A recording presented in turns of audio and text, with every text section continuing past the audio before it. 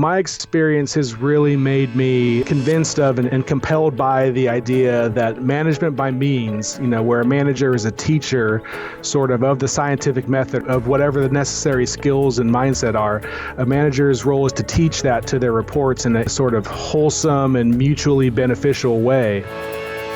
One of my personal beliefs is that, done correctly, the principles of continuous improvement can and will change the world when fully understood and practiced deliberately.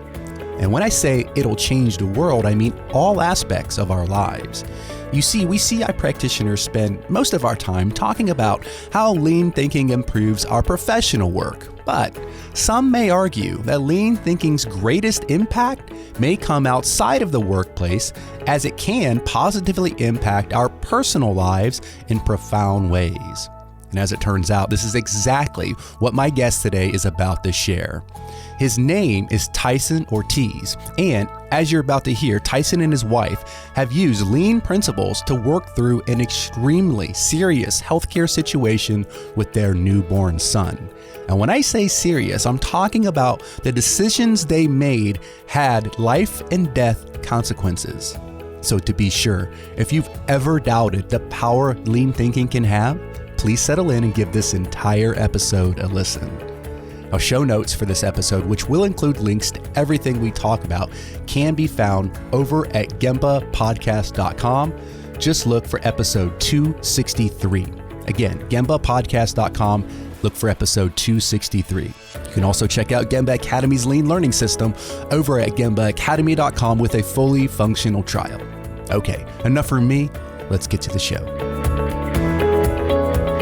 All right, Tyson, welcome to the show. How's it going? I'm doing great. How about you, Ron? Oh, I'm doing well. Thank you. Doing well. So, yeah, really excited to have you on the show. Tyson, I guess we first crossed paths. What was it? Golly, when was KataCon? It was a year ago, yeah. I feel like. Not. Couple months ago. So we had a great time catching up there. Had a fantastic dinner with, who is that? You and Lombard and, who was our special guest? It was we brought in Pat Lee from North Shore Medical Center. That's right, Pat. Yeah, that was fun. Gemba Academy people and Billy, right? Billy. Oh, right. Yeah, good year. Yeah, he came with us. So that was a lot of fun. That was a great dinner. Yeah. So, well, hey, Tyson. As you know, we like to begin all of our episodes with our guests sharing a quote. Of something that possibly inspires them. So do you have something you want to share? Yeah, it's not something I would have thought of a month ago, but it's been on my mind. It came up at a conference I was at a couple of weeks ago, but somebody quoted Aristotle as saying, quality is not an act, it's a habit. And I feel like I really like that. I felt like that kind of represents the sort of trajectory that the lean movement, or maybe it's some different movements, are going these days, away from, sort of functions doing acts to people and their processes, back towards working with those people on habits and mindsets and skills. Yeah, I don't know if you actually caught last week's episode, but we had James Clear, who wrote the book Atomic Habits, on. And so I think I opened the show actually using that quote myself. So great minds think alike. I'm gonna write that down. I didn't realize you had him on. I'm gonna have to go dig that up, Ron. No, it was a really good one, man. It was last week's episode. So, what was it? Number 261 for folks that haven't. You got to listen to this one first, but then go listen. I've got it written down. Good. So, well, hey, Tyson, let's go ahead and kind of just jump right in. Why don't you tell us a little bit about yourself, Tyson? Tell us about your background, maybe how you first got wrapped up into all this continuous improvement stuff, and then tell us what you're up to professionally speaking these days. Yeah, so, I came out of school about 10 plus years ago. I was a sort of technical math guy. I gravitated back towards my job in quality that I had as a temp. When I was finishing school, I think I was too lazy to go get anything else, and they were willing to hire me. So I started out in quality, sort of as a quality engineer, and did that for a few years, ended up doing some pretty interesting work.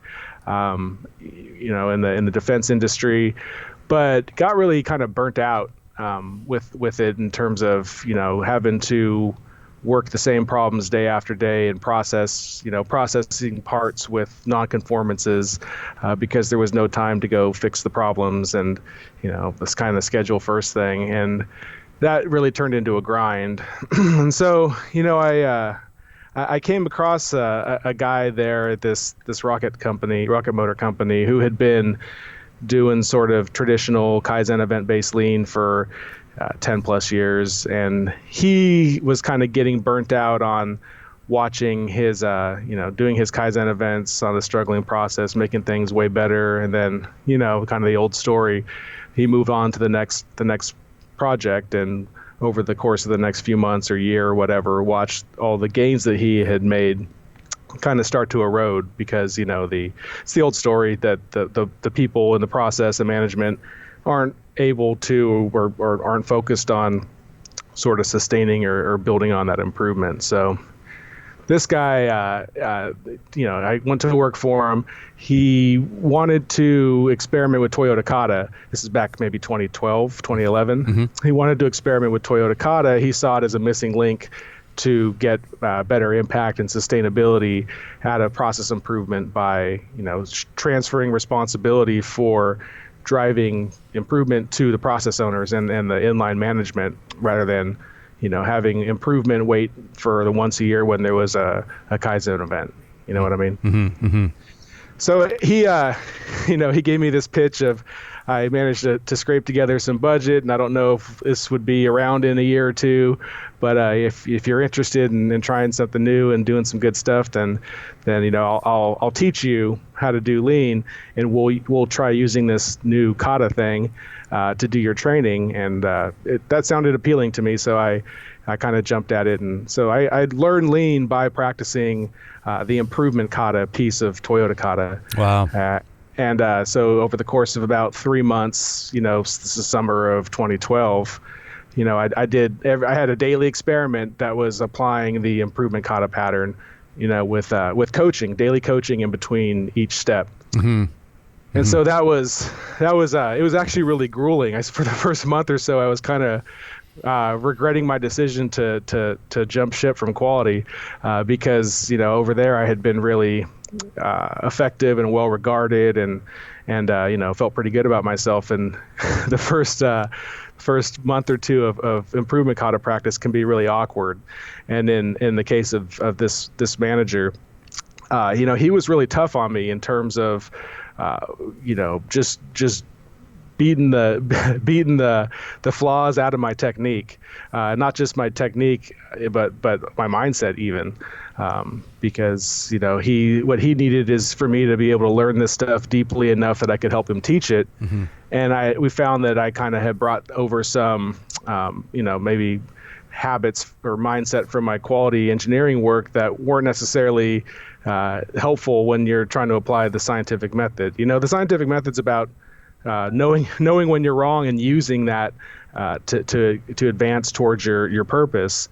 And sometimes in our work lives we get, I think, used to not being wrong or insisting that we're right, seeing things as black and white when they're not. And so there were a lot of mindset obstacles that we found in my early practice. And so at first it wasn't fun, but as we kind of developed trust over a few months, I came to see that he wasn't just being a jerk. He was actually trying to help me, in a way that was best for both of us. Mm-hmm. So it ended up being really transformational for me personally. And over the course of a few months, I really kind of had a little bit of a mindset shift, and definitely developed some skills around, the PDCA applications that the improvement kata is trying to get. Yeah. So what are you professionally? What are you up to these days, Tyson? So these days, I'm basically a lean consultant. Mm-hmm. I'm actually I've gravitated towards healthcare. Mm-hmm.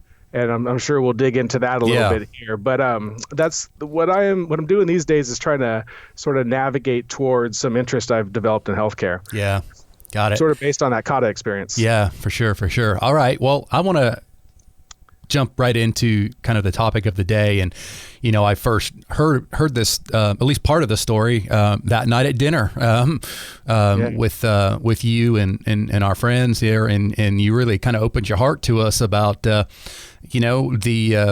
the way that you're applying scientific thinking, improvement kata, coaching kata to arguably, I can't imagine a more important, part of any of our lives, especially those of us who have children. So with that opening, why don't you just kind of jump in and talk a little bit about your experience with your child and how scientific thinking, how Toyota Kata has helped you.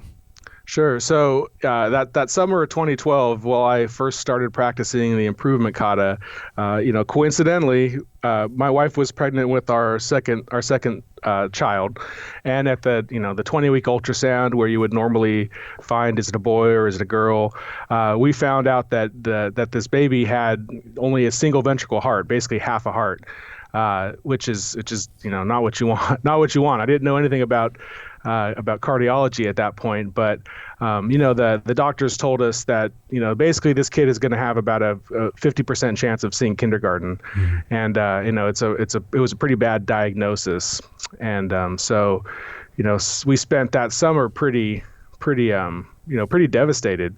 And it was hard, it was hard to do my kata practice at work, but I kind of fought through that. So I had this kind of parallel experience of, in my professional life, I was learning that improvement is best done by a process owner who's sort of using the scientific method to navigate uncertainty towards their goals, whereas here in my private life I had this horrible challenge of what do we do with this situation. So I think the professional stuff really spilled over into how I engaged with the personal stuff and the medical care. After that, maybe an initial month of paralysis where my wife and I were just trying to figure out what do we do with ourselves. We started to kind of say, okay, the system's given us, these odds of how things are going to go. Our vision for our kid is a long, healthy life. And, ideally the obstacles of the fact that he's got this horrible condition and we're not medical people, those are just obstacles, right? And so, we started kind of taking the mindset of, okay, if we want better outcomes, if we want to get the best possible outcomes, then we've got to help drive that and sort of grow into the role of managing his care. So, at first to put it in kata terms, our first challenge was basically just to survey the landscape around this condition and its treatment and pick a surgical center and a surgeon who would have, to give us a great shot of getting through this first planned surgery. His condition included a 3-stage series of surgeries. And our first challenge was just to know who we wanted to do it and have a logistical plan to be located there when my wife went into labor. She'd had a tough induction with our first kid, and we didn't want to repeat that. So, we wanted a logistical plan to be located at that center. And so that was, we had a few months to go figure that out. And how many months pregnant was she at this point? So we got the diagnosis, it took a month between the time that we knew something was wrong and knew what it was.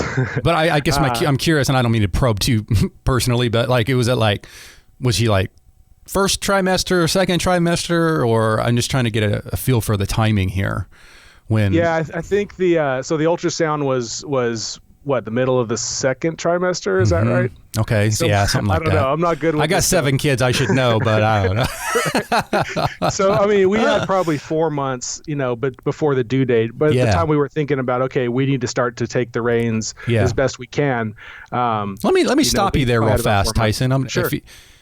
It's really interesting, that you felt like that you needed to take the reins when maybe some folks, and I'm not judging, I'm not saying one's right or another's wrong or anything like that. I'm just throwing it out there.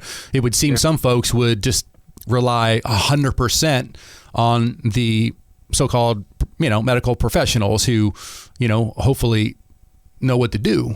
So it's interesting hearing you talk about how you guys wanted to take the reins, so to speak. Well, and it's not that the medical professionals don't know what they're doing. I mean, they're incredibly capable and they're incredibly good people, but still the system produces, the distribution of outcomes that it produces. Mm-hmm. And, so I think that this is where the kata practice had a really big influence, is because, my mindset, I think, had started to shift. If it had been a year before, I probably would have just said, I would have had that more functional, expert, oriented mindset of I'm going to let the experts do what they're going to do, and I'll do my part.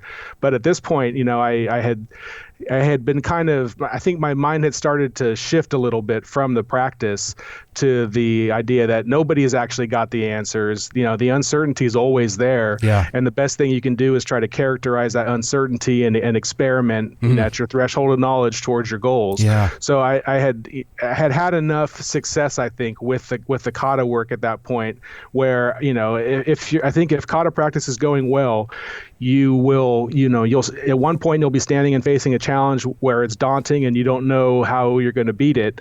And then at some point, a few months later, you will have made really good progress and look back at a path that you would have never predicted, but you kind of discovered along the way. Absolutely. And so the intent there is to develop this sort of comfort that you don't have to know the answers as you look ahead at your challenge, but it's, you're confident in your ability to sort of discover the answers through that, chunking out to a target condition, and then, daily PDCA to get towards your target condition.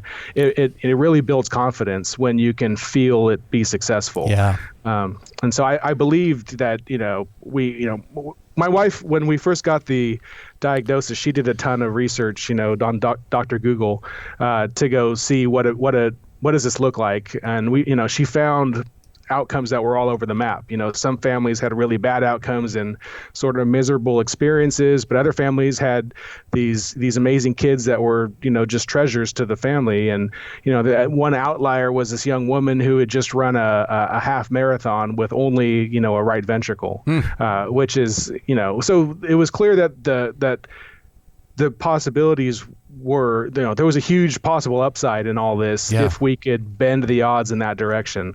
So that was really our focus. So that first challenge of just picking a surgeon and a center and knowing how we were going to be there, that really left a lot of work still to the professionals, right? We showed up where we were supposed to, when we were supposed to, and to get echocardiograms or labs or whatever done. And that was all delegated to them. We didn't, we knew we didn't know enough to kind of interfere there. Mm-hmm. So our challenge was calibrated to our capability at that point. But it still made a big difference. And it felt really good for us to kind of get to go from being totally shocked and bewildered to having a job, having the ability to have some little bit of self-efficacy in this picture. And we were successful with that. We met our challenge. We picked a surgeon in a center that had really good results. It was 90 miles from home, but we made arrangements to be located there, in time for labor to start naturally, and things worked out. Mm-hmm. We got through that first surgery, and before we knew it, we were bringing home a really, really sick little baby. Mm-hmm. Okay. So at that point, what was the plan? So the plan was to keep him alive until his second surgery, which is usually about 6 months of age. So the way that this series of surgeries works is they kind of iteratively rewire the plumbing as pressures change and things grow, so that one poor little ventricle can take care of the whole body. And so you need the current standard is a set of 3 stages.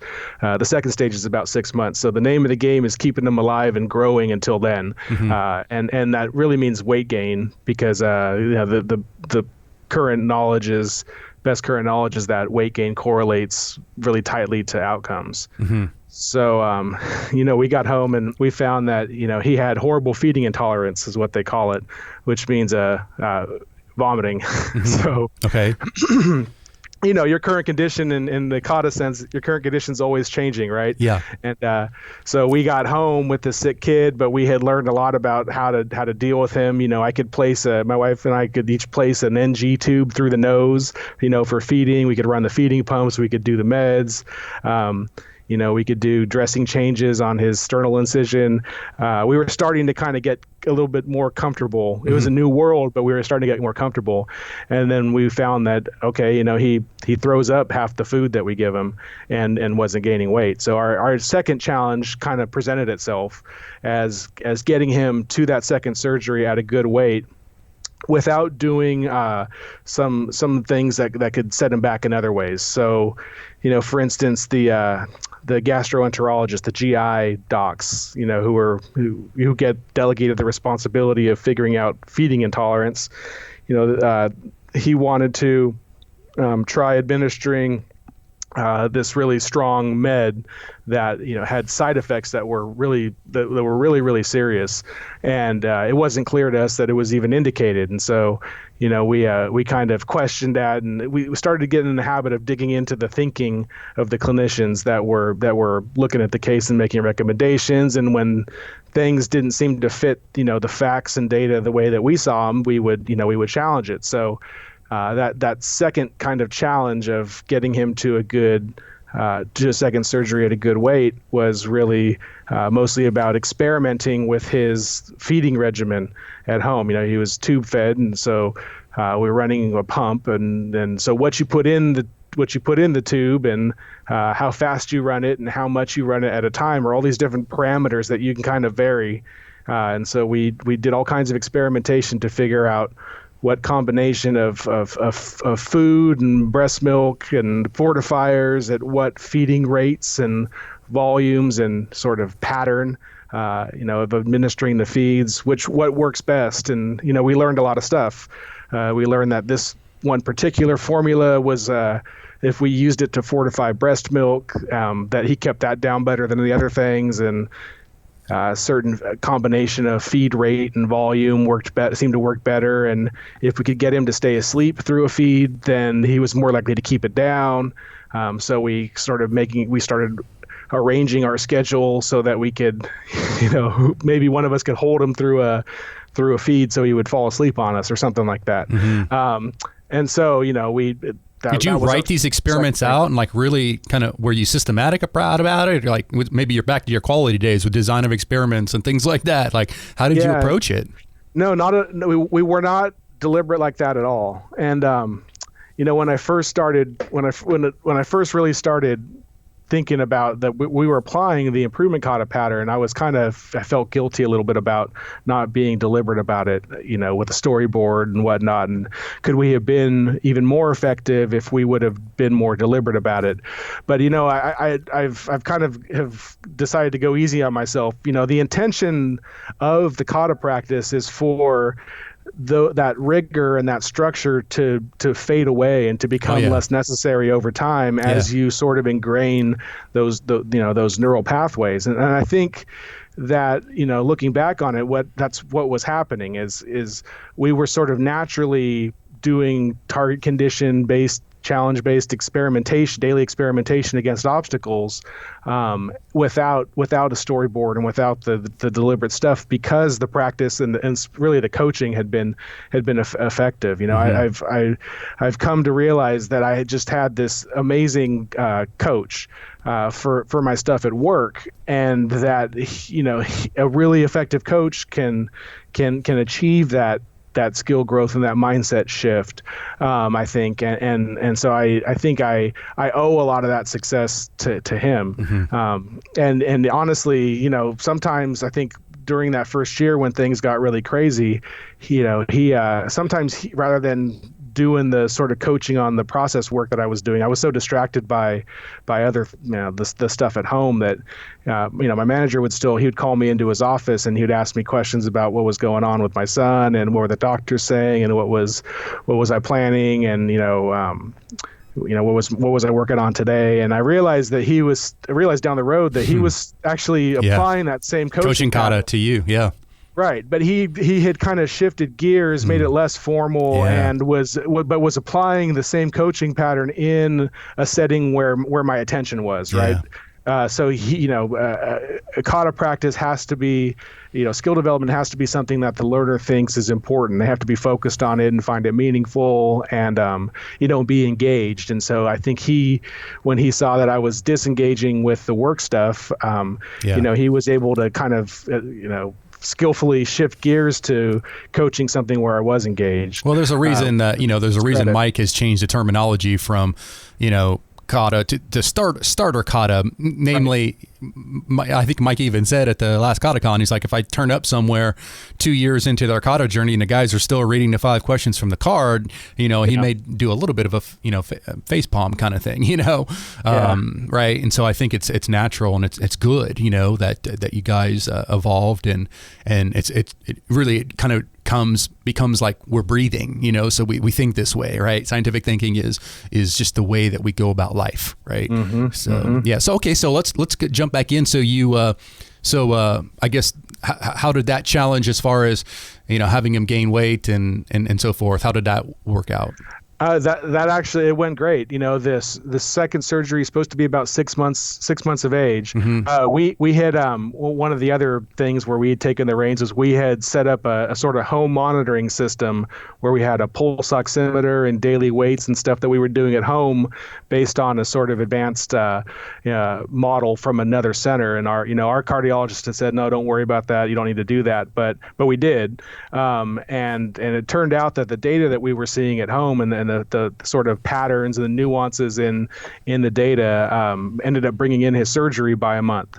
So he had his second surgery at only 5 months, but he at that point he was a pretty good weight, and we'd been really successful with the feeding adjustments and the figuring out how to get him to keep food down. And at one point during that admission for the second surgery, one nurse had to go find another nurse to do a blood draw because he was so pudgy on his arms.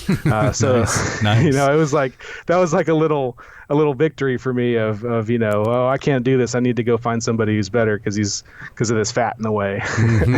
Yeah. So he's not very fat these days, but I was excited about that one. Okay, good. All right. So what was next? Well, so then he started having complications. The second surgery went well, and we went home, but not very long after, he started having a valve that was leaking pretty badly, and that's a really bad thing in that situation, because in his case, the blood was passively going through his lungs, with no pump to push it, and the pump was only pushing blood out to the body, and so it was just kind of sluggishly moving through his lungs. So when you have the pressure dynamics of a leaking valve, then that makes things much worse. And on top of that, his aorta, this is the blood vessel that comes out of the heart and goes to the body, had to be basically surgically built during his first surgery because it was so tiny coming out of the heart, since he had no left side there. And it's that reconstructed aorta was having some problems. It was getting tight and constraining the blood flowing through. So we had a couple really serious complications to deal with, and meanwhile, due to some politics, I think at the center where we were, his surgeon had basically just picked up and left the center without even leaving contact information. So the hospital couldn't get a hold of him. Like, the only way that anybody could talk to him was through an assistant who'd worked with him in surgery, and she was there and she'd get him a note. And so we got him a note about what should we do with these complications, and he wasn't, the response came back basically he wasn't worried about it. He wasn't going to deal with it. And so all of a sudden we had to go surgeon shopping. Oh my gosh. We had been tied in with support groups, at this center, and through Facebook, connections, we had been seeing some bad outcomes from the new surgical team that had been brought in, and I think the politics were related to the center wanted to start a transplant program, and it had brought in a new chief, and it was. Center was trying to grow, but in a way that the surgeon didn't appreciate. But the new team didn't seem to be getting very good outcomes. And when I got the new chief on the phone to ask what do we do with this kid and what's going on with these outcomes we're seeing, he was mostly interested in criticizing the old surgeon and talking about what he should have done in the second surgery and explaining how he wanted this hospital to be a full service center who didn't turn kids away because they couldn't treat them. And I'm sitting here thinking, like, come on, guy, you gotta know your audience. I got one kid with one condition. If you guys aren't the place, I want to hear that, not be told, yeah, come on in. We'll put him under. So we kind of ran from that place, and we basically went shopping for a surgeon that would be good with this valve repair, and found a surgeon at another center in the area who was known for his valve work, nationally, and agreed to take him. And so sorting through all that was our sort of second challenge of how do we get this kid. How do we recover from these complications? I say second challenge. Third, that really. was the next. Yeah. Right. That was the probably the stage. 40th, really, at that point. But yeah, for now, let's call it the third for the podcast. Right. So that's kind of how the first year wrapped up, was getting through that third surgery, and it we were told that it went well. Our son certainly seemed better.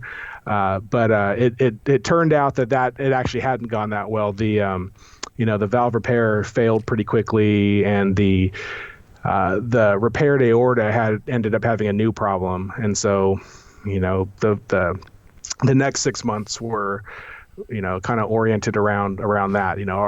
For a while we thought that our challenge was to get him to ready for that third surgery, but before we knew it, we were seeing symptoms and seeing issues at home that were telling us something was wrong, but the cardiologist couldn't pinpoint any kind of cause on the echocardiograms. And so long story short, by towards the end of the second year, we had found that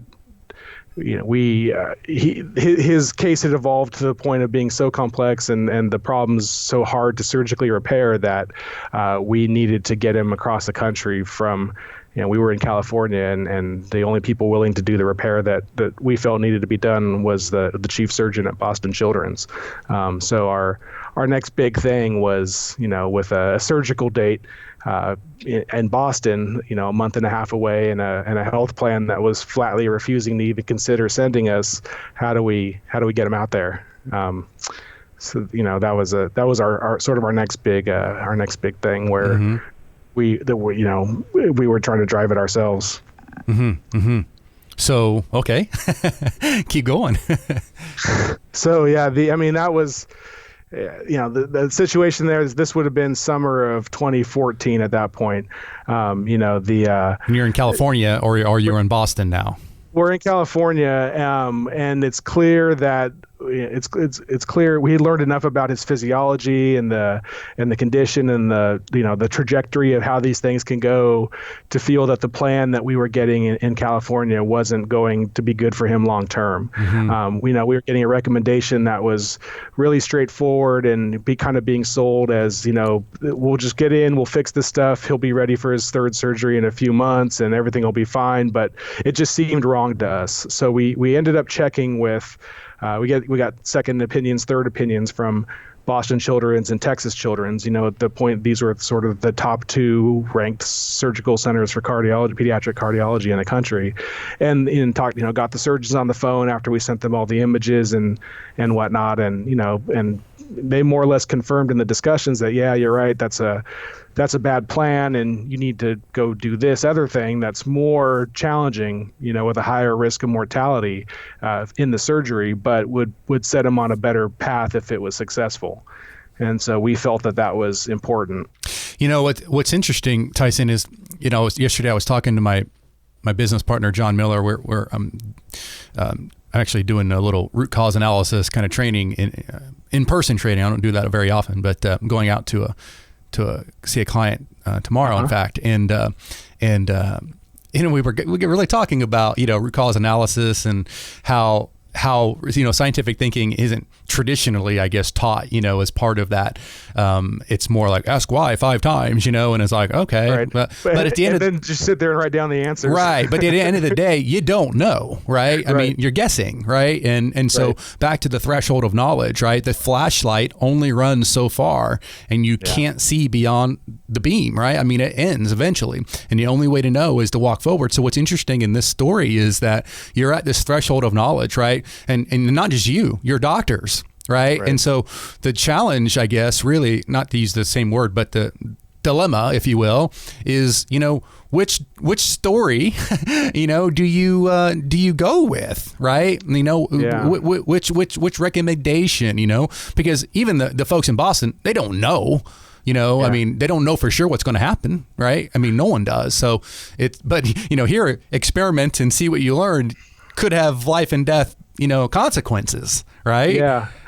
Well, and I think this is a nice psychological benefit of success with the kata practice is that you realize that nobody knows, and the best that you can do is your best. Mm-hmm. So the sort of the defining moment for this episode was when we had this recommendation from the center in California that we felt was wrong, and we had two other highly regarded surgical centers saying no, go do this, and then suddenly our original surgeon had surfaced in Texas, and I had gotten him on the phone, and he had very clearly said, no, you'd want to stick with the guy in California. He's got, and he's actually said, what I would do is just treat it heavily with medication and hope things work out. But at the plans that you're getting, go with the one in California. And so we were sitting here, with 4 competing, there's 4 different opinions. The only 2 people who had actually seen this kid's heart were saying do this one thing, and we were thinking that was the wrong answer, and were making the decision to go through a more dangerous path. The surgeon in Boston had estimated a 30% chance of him dying in the surgery, whereas this other one was like a 1-foot putt, in California. Mm-hmm. So, that was a tough call of is this really what we want to do? But at the end of the day, we had kind of built the confidence that if we trust our gut, go with the facts and data that we have in front of us, but do our best that, things will work out. And we've been lucky, but at the end of the day, you're just rolling the dice, right? So yeah, well, that's what's hard here is, in a company or whatever, where, we got too many defects, or whatever. Okay, go run an experiment and, that didn't quite work, but we can contain it. But here, again, you're experimenting with your son's life, and so it's, golly, it's got to be tough.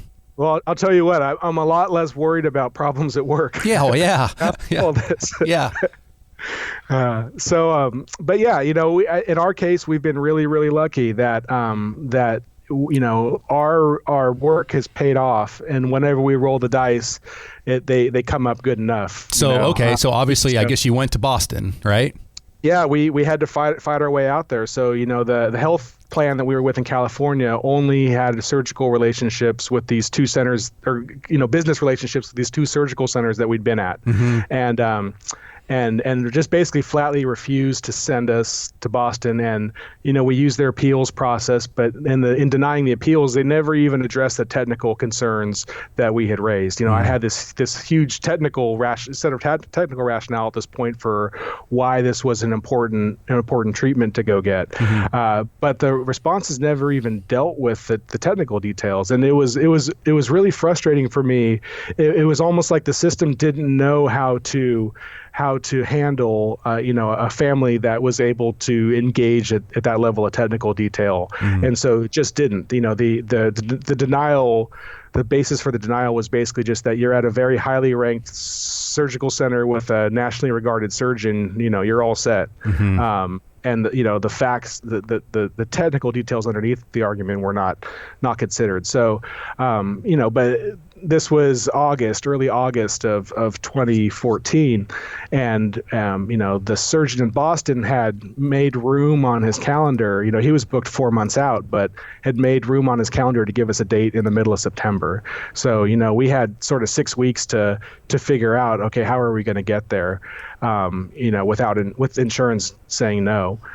So this was maybe the highlight of my first couple years of this sort of kata application in my son's care. I basically took a week off of work at one point in August and just spent the whole week exploring, potential paths that I thought might be out there. Could I continue with the appeals up through appealing to the state? Could we look into changing insurance? Because my employer had another plan that actually had the hospital in Boston in network, but I couldn't get a qualifying event to change plans. So, I explored the potential path of filing for separation with my wife to trigger a change so I could go into the system and change plans, and that didn't pan out. We explored. Massachusetts has if you are a Massachusetts resident, you can get coverage, through the state that would cover the surgery, but we had to, be residents, and we weren't planning to stay out there. So I investigated, I consulted a lawyer on, could we go out there, get this coverage, and then fly home? And she's like, no, buddy, that's called fraud.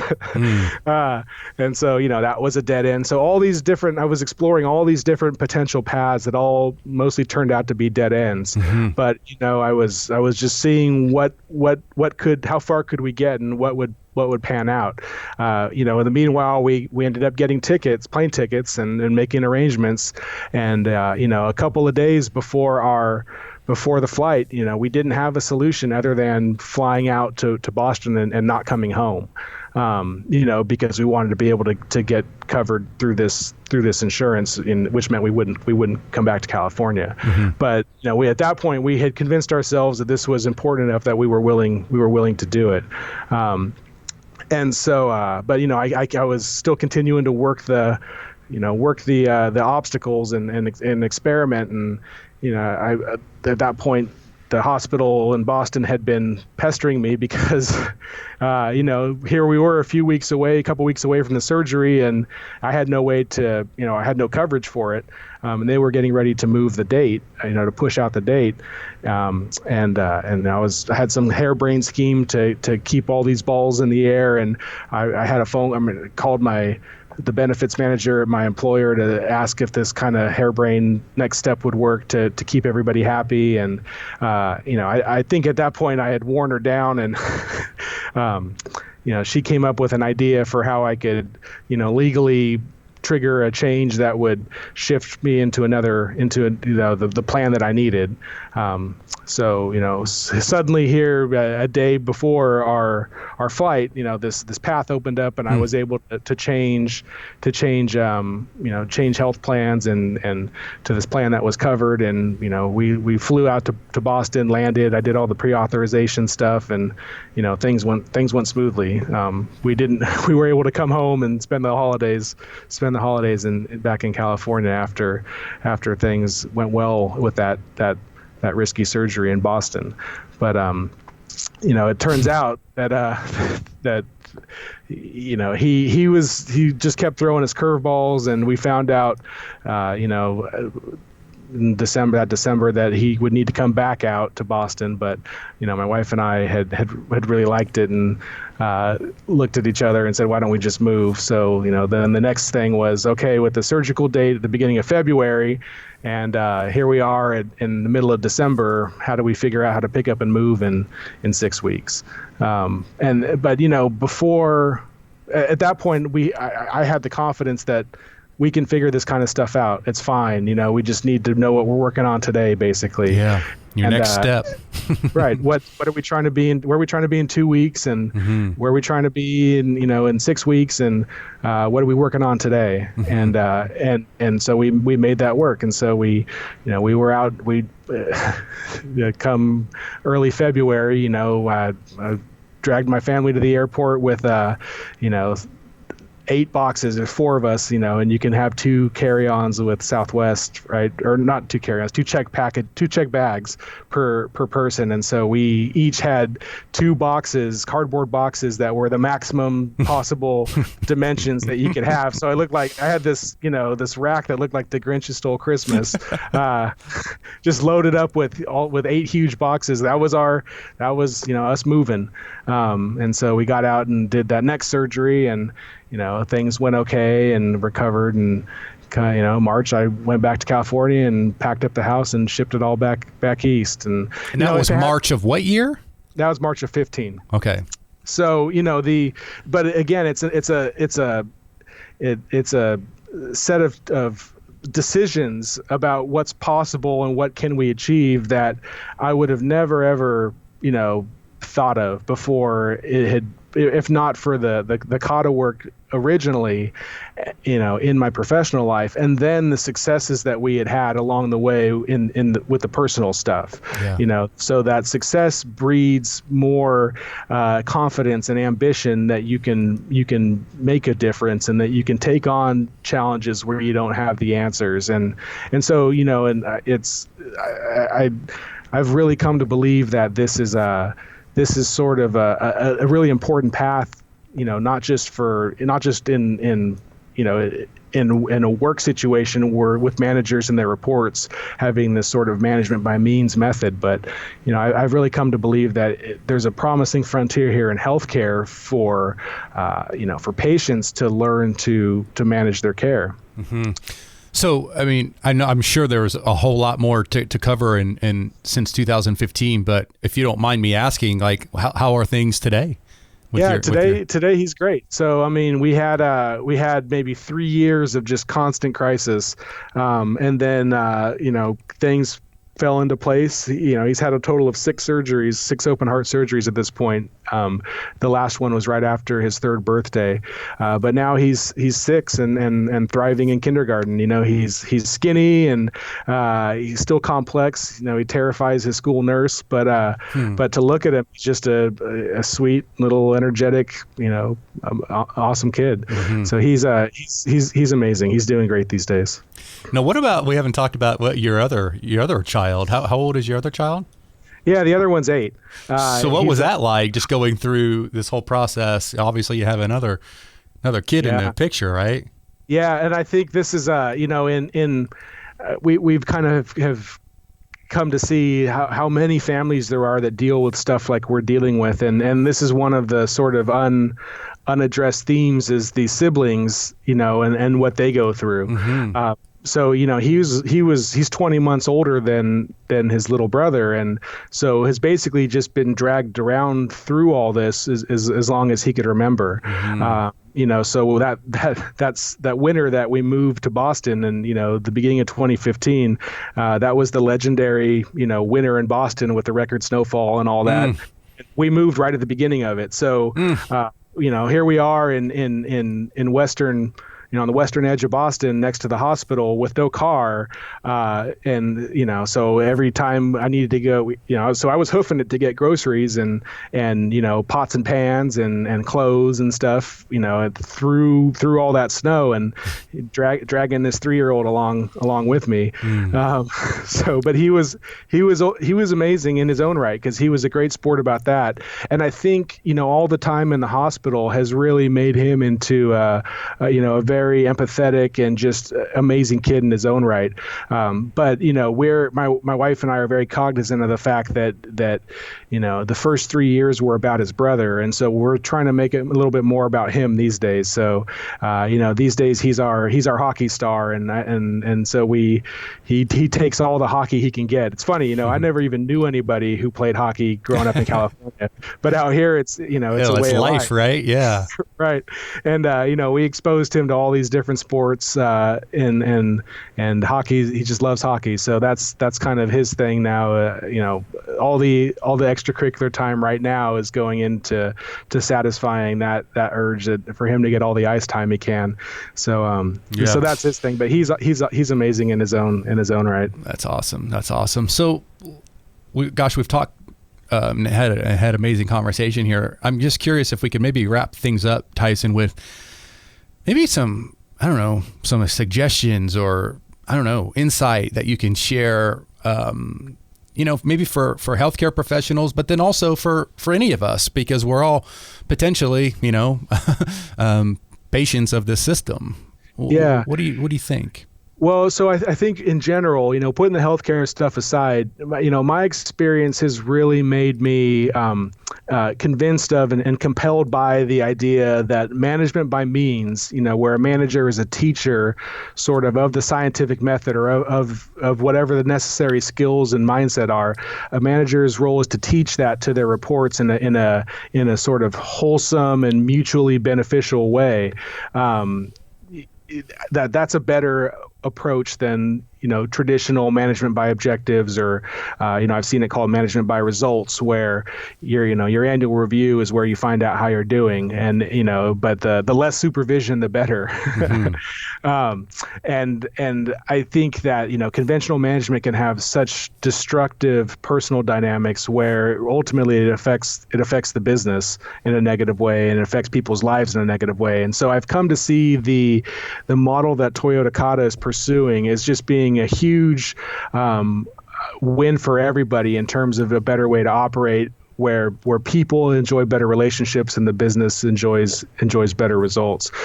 So I'm a huge proponent of management by means at this point, based on how impactful it's been for me personally. I mean, not only am I a better, more capable employee and as a lean practitioner and teacher, so my manager achieved that result, but he deflected my personal life in this incredibly positive way.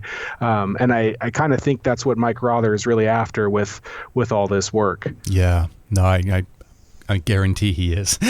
Yeah. So that's the sort of general takeaway that I have. But on the healthcare side, it struck me somewhere along the line that the basic model of clinical care, where if I have a problem, I can go to a doctor and the doctor's going to make a plan. And tell me what's going on, tell me what to do. It's the same improvement model that Lean has had and has struggled with, where the expert parachutes into a process and holds an event and fleshes out an implementation plan that the process owners are going to go follow when the expert moves on. And in Lean, it's been seen that that's really a bad model, because it means that most of the time, most processes are being governed by business as usual, and the improvement events produce nice gains, but then they erode from entropy when the expert moves on, and that it means that for the organization, improvement is constrained to how many experts you have and how good they are, because you're not improving when there's no expert around. And I think healthcare is actually using the same exact model. Mm-hmm. You go to a doctor when something's wrong, and improving your health is their job. I think as a society, we've overburdened the medical professionals to do improvement for us. Mm-hmm.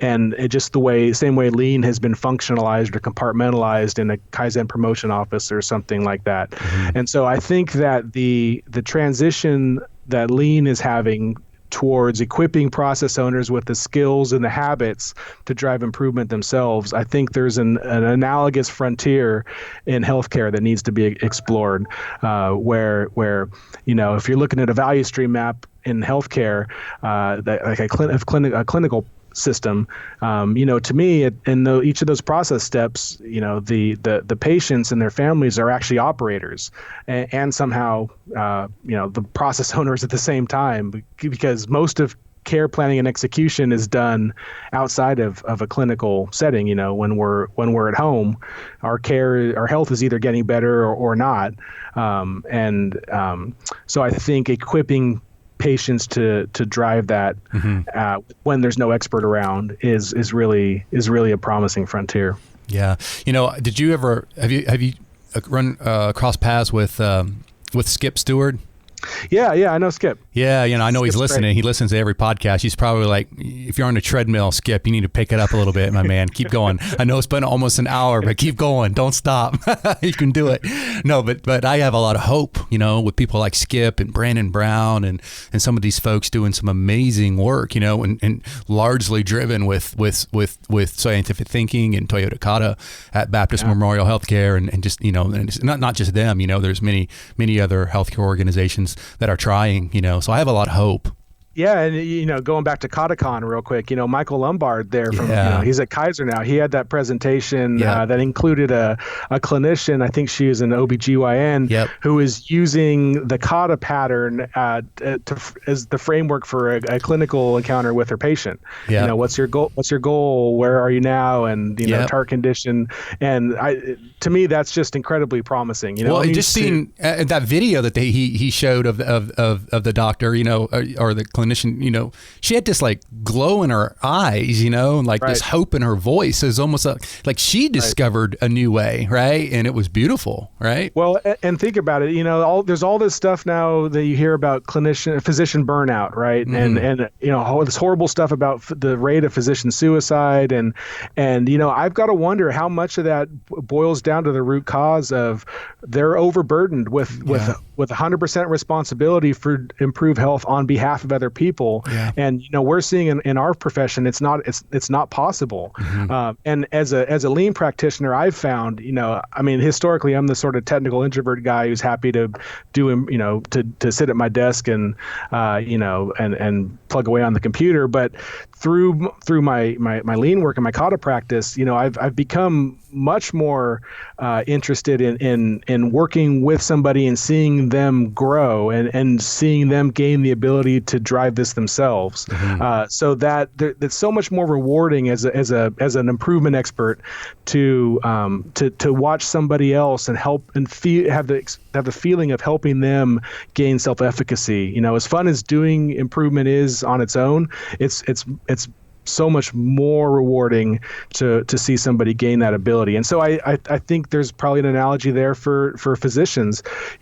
How much more rewarding would it be for them to watch somebody else, a patient, gain the self-efficacy to manage their own care? And because at that point, the physician's role boils down to being a technical expert and a sort of a resource, which is where their strengths are. They have this deep technical understanding that no patient ever could, and they have access to goods and services that patients don't have. And that's really their strength. Mm-hmm.